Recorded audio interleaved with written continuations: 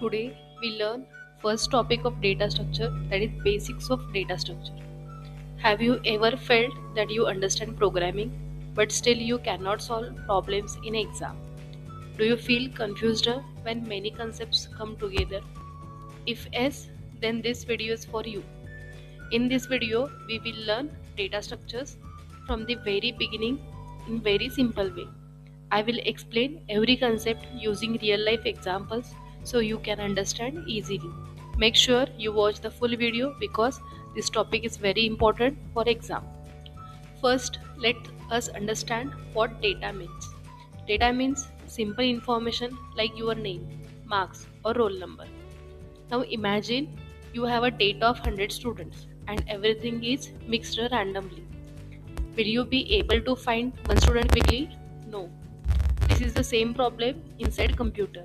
If data is not arranged properly, the program becomes slow and difficult. So data structure means a way to organize and store data so that it can be used easily and quickly. Let's us take simple example. Think about your cupboard. If your clothes are not arranged, it will take time to find one shirt. But if everything is arranged properly, you can find things quickly. This is exactly what data structure does in computer. Let's see different types of data structures. There are two main types of data structures. The first type is linear data structures. In a linear data structures, data is arranged in a straight line. One element comes after another.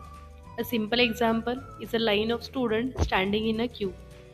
Examples of linear data structures are array, stack, and queue. The second type is non-linear data structure. In non-linear data structure, data is not arranged in a straight line. It is arranged like tree or network. A simple example of a family tree. Example are tree and graphs. These are the non-linear data structures. Next, we see concept ADT. ADT means abstract data type. It focuses on what operation can be done, not how they are implemented. Consider simple example, that is stack. We can perform on stack different operations like push and pop. Push means we can insert data in a stack and pop means we can remove data from stack. But how it is implemented using array or using linked list doesn't matter. This is hidden from user. This is why it is called as a abstract. In next part we see control structures in data structures. Control structures decide how a program runs. There are three types of control structures available in data structure. The first is sequence. In sequence, steps are executed one by one in order. For example, you wake up, brush your teeth, eat food, and go to college. This is a sequence. The second is selection. In selection, the program makes a decision.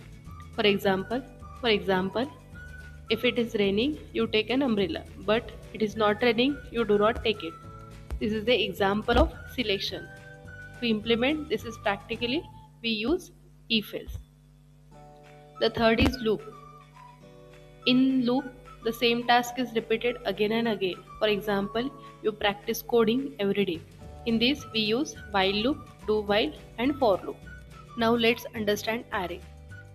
Definition of array is a collection of elements of the same type. All elements are stored in a continuous memory locations. In simple words, it is like a list of similar items. Let us take a real life example. Imagine a row of seats in a classroom. Each seat has a number. Students sit in a order. In the same way, array stores the data in a index numbers.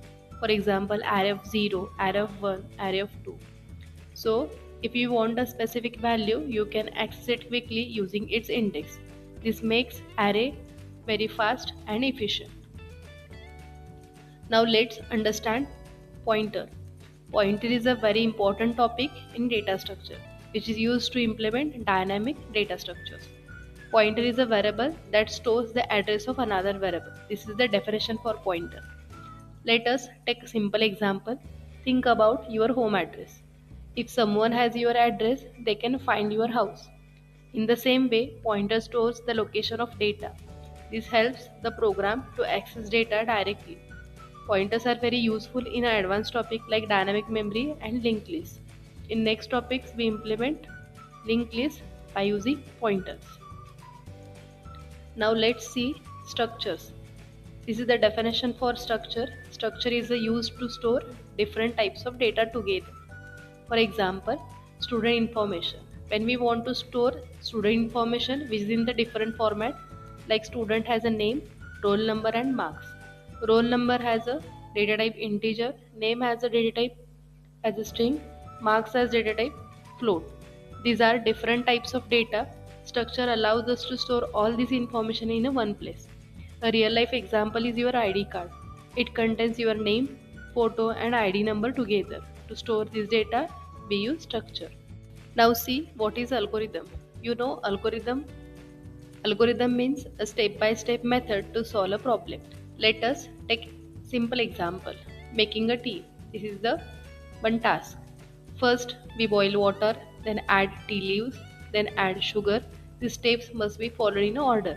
This is why in the same way programming also needs a clear step. This is called as algorithm.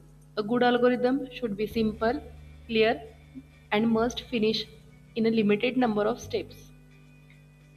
What is mean by algorithm efficiency? Efficiency means how fast a program works and how much memory it uses. Example, let us take an example. Two students solve the same problem, but one takes 5 minutes to solve it and other takes 1 minute to solve it. The second student is more efficient. In the same way, in programming, to solve one problem, there are different types of procedure or steps. From this, we need to choose efficient algorithm to implement this problem.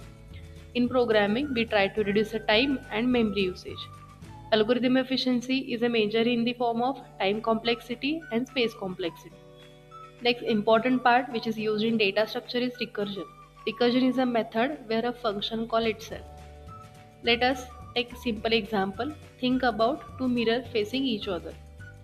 You will see repeated reflections. In the same way, recursion repeats the function call. But it must have a stopping condition, otherwise it will run forever. To implement this practically in programming, we take example for factorial.